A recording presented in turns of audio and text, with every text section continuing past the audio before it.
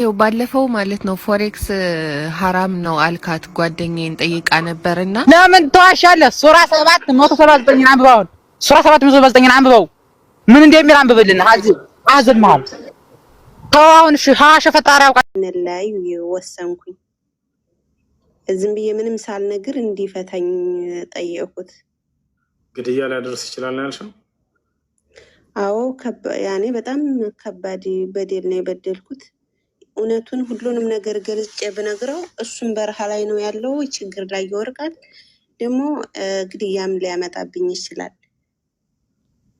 በዲያፈናው ዝም ብዬ እንዲፈታኝ ጠየቁት። ያን ነገር በአንቺና በአላህ መካከል ያለ ስህተት ከሆነ ወደ አላህ ተውበት አድርጊና ትዳራቸውን ለምን አትቀጥሉ? ያ እውነት ደግሞ ተደብቆ አይቀርም፣ መውጣቱ ስለማይቀር በዛ በሰማ ሰዓት እስሩ ካለሁ በጣም ይጎዳልም፣ ያኔ ችግርም ሊፈጠር ይችላል። ካለለሁ ግን ሌላ ሴት በህይወቱ ታለች ሀላስ ይረሳዋል ብዬ እንደዛ ነው አስቤ እንዲፈታኝ ጠየቁት። እሺ እንዳልሽው በህይወት ላይ አደጋ የሚፈጥር ነገር ከሆነ ያ ነገር ከጊዜ ቆይታም በኋላ መድረሱ የማይቀር ምንም ቅሮት የሌለው ነገር ከሆነ ሌላ መፍሰዳ መገዳደልን ይዘው የሚመጣ ከሆነ የዛኔ ፍቺ መጠየቅ ትችላለሽ። ነገር ግን ይህን ነገር ማድረግና መደበቅ የምትችይ ከሆነ ትዳራቸውን መቀጠል የምትችሉ ከሆናችሁ ይህ ነገር በአንቺና በአላህ መካከል ያለ ስህተት ከሆነ ተውበት አድርገሽ ንስሐ አድርገሽ ወደ አላህ ስብሐነ ወተዓላ ትዳራቸውን መቀጠል የምትችይ ከሆነ ነገሩን በትታዩና ትዳራቸውን ብትቀጥሉ መልካም ነው። ያ ነገር ደግሞ ድብቅ ሆኖ ሊቀር አይችልም። እንደሱ ከሆነ በህይወትሽ ላይ አደጋ የሚፈጥርና ወደ ሞት የሚያደርስ ነገር ከሆነ በሰላም መለያየቱ የተሻለ ነው። አላህ በቁርአን ላይ ሲናገር ሳልነግረው ብላይ ችግር አይመጣም ማለት ነው። ያኔ መንገር አልፈለኩም፣ ዝም ብዬ እንዲፈታኝ ነው የምጠይቀው። እንዳልሽው ከሆነ በአንቺ በህይወትሽ ላይ ወደ ሞት የሚወስድሽ ነገር ከሆነ አንቺ እንዳልሽው ከህይወት በላይ ምንም ነገር የለም። እሺ ከኔ ጋር ሳይሆን ከኔ ጋር ሊሆን ይችላል፣ ግን ከሌላም ጋር ያጋጨዋል። ለዛ ነው ከኔ ጋር አይደለም ከሌላ ጋር ያጋጨዋል። እኔም ጋር ሊሆን ይችላል። እህት በቃ ገብተናል። ሌላ ጥያቄ ያለ ሰው መጠየቅ ትችላለች። ይው ባለፈው ማለት ነው ፎሬክስ ሐራም ነው አልካት ጓደኛዬን ጠይቃ ነበርና ተማምሽ ሐራም ሆነ፣ ግን ፊሉ ረባህ ፊሉ ከሳራ ያኒ ማሸነፍ አለው መውደቅ አለው። ተውሽ በቃ خلاص ሐራም ሆነ፣ ግን በዛ የተገኘው ገንዘብ ማለት ነው ምንድነው የሚደረገው? አሁን እኔ ለምሳሌ ይሄን ለመማር ማለት ነው ብር አውጥቻለሁ በል፣ ከዛ ዲፖዚት አድርጌያለሁ ብር በል፣ ከዛ እኔ ለራሱ ችግርተኛ ነኝ በል፣ እዳ አለብኝ በል፣ ከዛ አባቴ ደግሞ አላህ ይርሐሙ ሞታል እሱ እዳ አለበት በል፣ ከዛ እኔ እሱን እዳ መክፈል ፈልጋለሁ፣ ከዛ እኔ ደግሞ ያለ ሙህሪም ነው ዱባይ መጥቼ እየሰራው ያለሁት በል። ይሄ ሁሉ ነገር እያለብኝ ማለት ነው ያገኘሁትን ብር خلاص ያኒ ለምስኪን ልሰጠው ነው?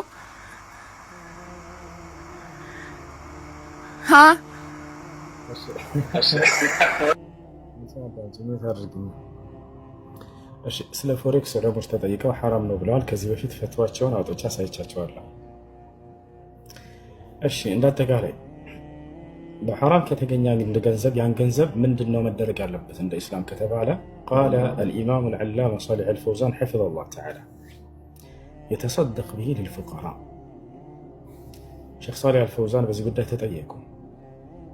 ከሐራም ምንጭ የተገኘን ገንዘብ ምን እናድርገው ሲባሉ ጊዜ ያ ሰው እንዳይበላው ይልቁንስ ለድሃዎች አሳልፎ ይስጣል።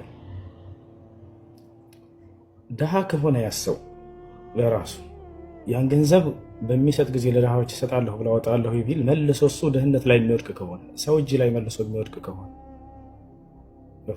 በዚህ ጊዜ እስከተባለ ነቢያችን ሰለላሁ ዐለይሂ ወሰለም የተናገሩት ነገር ወደዛ ሐዲስ ላይ እንመጣላችኋለሁ።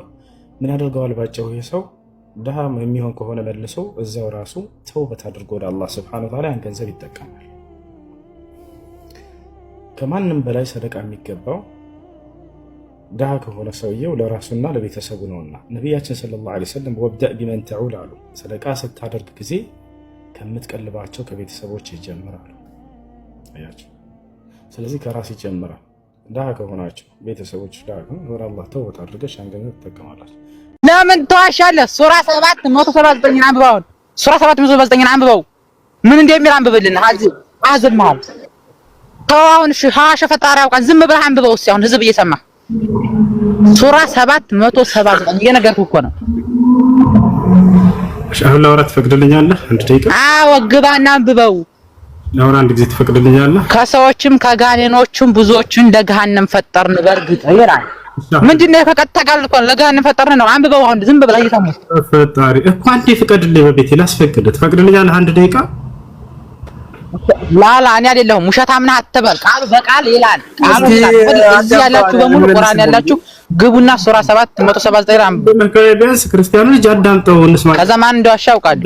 ዝም ብለው ዋሸህ ምናምን እንደዚህ አትበል። እኔ ራሴ ያነበብኩትን ነው የምናገረው። ማንም ዲያቆን አልነገረኝም። እሺ በቃ አሁን አዳምጥ ደግሞ ክርስትና ላይም ጥያቄ ካለ ጠይቅ እመልስልሃለሁ። ችግር የለውም። እሺ ግን እንደዚህ ውሸት ዲያቆን ምናምን ዝም ብለህ አትሳደብ። በቱን ማሳየህ ነው።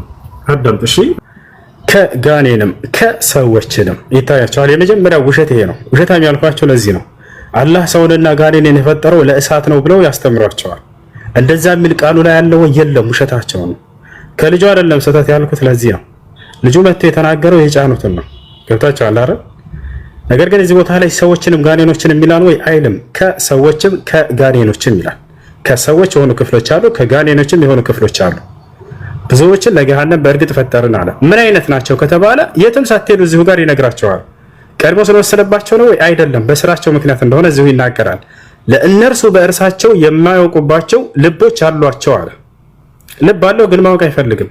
ከአምላክ ዘንድ የሚመጣለትን ቃል ቀጥሎስ ምን አለ? ለእነርሱም በእርሳቸው የማይሰሙባቸው ጆሮዎች አሏቸው አለ። ጆሮ አለው ግን መስማት አይፈልግም። ከአምላክ ዘንድ የሚመጣለትን ቃል ያቻለ አይደል? ለእነርሱም በእርሳቸው የማያዩባቸው አይኖች አሏቸው አለ። አይን አለው ማየት አይፈልግም የአምላክን ቃል። ልቦናን ለማገናዘብ የማይጠቀም ከሆነ አይን ሰጥቶት አይን ያለ አይን ብሎ የምትፈረጥጥ ከሆነ ከአምላክ ቃል ወዴት ነው ብትሄደው? ወደ ገሃነም ነው ብትሄደው፣ አለምን ጥርጥር። ስለዚህ የራሳቸው በእንደዚህ በአይናቸው በተሰጡት ልብና በተሰጡት አይምሮ ነፃ ምርጫ ፈቃዳቸውን ተጠቅመው እነዚህ ሰዎች አይ አናገናዝብም አናይም ማንሰማም ካሉ ወዴት ነው የሚሄዱት? ወደ ገሃነም። የማን ውጤቱ የማን ነው? የራሳቸው ውጤት። ያው ልብ አላቸው ሰጣቸው አላህ እንዲያገናዝቡ፣ እምቢ አሉ። አይን ሰጣቸው እንዲያዩበት የአምላክን ቃል፣ አይ አናይም አሉ። ጆሮ ሰጣቸው እንዲሰሙ፣ አይ አንሰማም አሉ። ገብታችኋል አይደለ? ለእነርሱ በሳቸው የማይሰሙባቸው ጆሮዎች አሏቸው። እነዚህ እንደ እንስሳዎች ናቸው አለ። እንስሳት ምንድን ነው? ከአምላክ ዘንድ የሚመጣለትን ቃል የሚያገናዝብ አይደለም። ያ ምን እንደሆነም የሚያውቅ አይደለም። ነገር ግን ጆሮ አላቸው፣ አይን አላቸው፣ ልብ አላቸው። ገብታችኋል አይደል? ልክ እንደዛ አይምሮውን እንዳልተጠቀመ እንስሳ ናቸው እነዚህ ሰዎች። ይዘውታል፣ በእርግጥ ጆሮውን አይነውንም ይዘውታል ልክ እንደ እንስሳ፣ ግን ማገናዘብ አይችሉም እነዚህ ሰዎች። እነዚያ ልክ እንደ እንስሳዎች ናቸው። ይልቁን እነርሱ በጣም የተሳሳቱ ናቸው አለ። እንደውም ከእንስሳት የባሱ ናቸው። ለምን ከተባለ አይምሮ ተሰጥቶት ያን አይምሮን ያልተጠቀመ ከእንስሳት በታች ነው ይሄ ሰው። ያቻል እንደ እንስሳት ከሆነ ሰውየው ማንነቱ በዚህ ምድር ላይ የእንስሳት ስራ ምንድነው? ይበላሉ፣ ይጠጣሉ፣ ይተኛሉ፣ ይነሳሉ። አይምሮ ያገናዝባሉ ወይ? ላ የለም። ይሄም ልክ እንዲሁ ከአምላክ ዘንድ የሚመጣለትን ቃል የማይሰማ የማያገናዝብ ከሆነ በልቶ መጠጣት፣ መተኛት፣ መነሳት ከሆነ ህይወቱ ከእንስሳት በታች ነው ይሄ አካል። እነዚያ ዘንጊዎቹ እነርሱ ናቸው አለ። ይህን ዝንጉነት ከማን የወረሱት? በራሳቸው። ጆሮ ተሰጥተው አንሰማም አሉ የአምላክን ቃል። አይን ተሰጥቷቸው አናይም አሉ። ልቦና ተሰጥቷቸው አናገናዝብም አሉ። የማን ፈቃድ ነው? የራሳቸው ፈቃድ። ያው ልብ ሰጥቷቸው እምቢ አሉ። በቃ አናገናዝብም። እሱ አንዴ ታዳምጠኛለህ? ይቅርታ አላቋርጥህ። አዳምጣለሁ። ሰላም አለይኩም ኡስታዝ። ወአለይኩም ሰላም ወራህመቱላሂ ወበረካቱ። ጥያቄ መጠየቅ ፈልጌ ነበር። እሺ ባትሪ ሊዘጋ ስለሆነ አፍጥኛው። እሺ 86 ብቻ ነው ያለው፣ ሳይዘጋ ቶሎ ይፈታል። እሺ እኔ መጠየቅ የፈለኩት በአቂዳ ጉዳይ ነው። ማለት አንዳንድ እንትኖች ዋትስአፕ ምናምን መጠቀም አይፈቀድም፣ ምክንያቱም ደግሞ የካፊሮች ስለሆነ በካፊሮች ህግ ስለሚተዳደር ዋትስአፕ መጠቀም አይፈቀድም ምናምን የሚባል ነገር አለና እሱ ላይ እንዴት ታየዋለህ? ጥያቄ እንድትመልስልኝ ስለፈለኩ ነው። ስልክ መጠቀምስ ሞባይል መጠቀም ይቻላል ወይ? ምክንያቱም ይሄ ስልክ ምናልባት ከአሜሪካ ሊሆን የመጣ ይችላል። እንዴት ብለህ በካፍር ትጠቀማለህ? በይ ታክሲ ሄራል አይሄድም ሰውየው። እርግጠኛ ነኝ በዚህ ዘመን ወደ ሌላ ሀገር ለመሄድ ፈረስ ጋልባ አይሄድም፣ ታክሲ ነው። ይሄ ታክሲ የመጣው ከአሜሪካ ቢሆንስ? ምን አይነት ጥያቄ ነው ያጀማ? ሼክ ኢብኑ ዑሰይሚን ተጠየቁ አንዴ። ኮካ አትጠቀሙ እየተባለ ነው። ምክንያቱም ይሄን እየተጠቀሙ ያሉት እየመጣ ያለው ከእስራኤል ምርት ነው እና ተባሉ። ምን አገናኘው? ኢብኑ ዑሰይሚን ሐላል የሚሆነ የሚጠጣ ነገር እስከሆነ ድረስ መጠጣት ትችላላቸው። የካፊሮችን አንድ መረጋጋት እነሱ ምክንያት ብሎ ያቀረቡት ያኔ ባለማዊ ህግ ስለሚተዳደር ነው። የሆነ ነገር ቢፈጠር ለምሳሌ መረጃ ቢሰረቀብክ ምናምን ሰብር የለሽም እንዴ? እና ኢብኑ ዑሰይሚን የተባሉ ታላቅ ዓሊም በዚህ ጉዳይ ተጠይቀው በምድራዊ ህይወታቸው ላይ ከሆነ ሰውየው ሐራም ያልሆነ ነገር እስከሆነ ድረስ በተፈጠሩ ችግር የለም። እሺ እንዳውም ኢብኑ ዑሰይሚን ምን አሉ? ቃል በቃል ፈትዋቸው ላይ እና ስለዚህ መኪናቸውንም አትጠቀሙ ልትሉ ነው ያሉት። ምክንያቱም እነዚህ መኪናዎች በአብዛኛው ከአውሮፓውያን ውስጥ ተሰርተው ነው የሚመጡት አይደለ? ከነጮች ነው። ስለዚህ በዛ አትጠቀሙ ልትሉ ነው አሉ ነቢያችን ሰለላሁ ዐለይሂ ወሰለም።